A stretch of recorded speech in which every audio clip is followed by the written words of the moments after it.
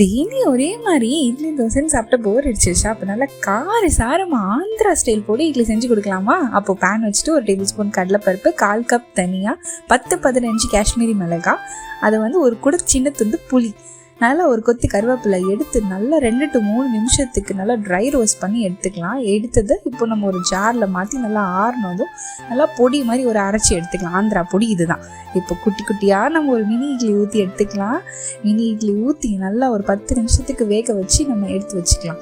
இப்போது நம்ம அது எல்லாத்தையும் ஆறின பிறகு ஒரு பவுலில் ட்ரான்ஸ்ஃபர் பண்ணிவிட்டு இப்போ மறுபடியும் ஒரு பேனில் வச்சு நல்லா தாராளமாக நெய் ஊற்றிக்கோங்க. வேணுன்ற அளவுக்கு கொஞ்சம் எண்ணெயும் ஊற்றிக்கோங்க. இப்போ 1 டேபிள் ஸ்பூன் கடுகு சேர்த்துக்கோங்க. கூட ஒரு கொத்து கருவேப்பிலை வாசனைக்கு மணக்க ஆறின அந்த இட்லியை எடுத்து சிம்மில் வச்சு பொறுமையாக கிளறி விடுங்க. இப்போ அந்த ட்ரை ரோஸ்ட் பண்ண அந்த பொடி நல்லா போட்டு மணக்க பரட்டி எடுத்து கொடுங்க. அப்படியே ஆந்திராக்கே போயிடுவீங்க. அப்படி சாப்பிடும்போது சொர்க்கமாக இருக்கும்.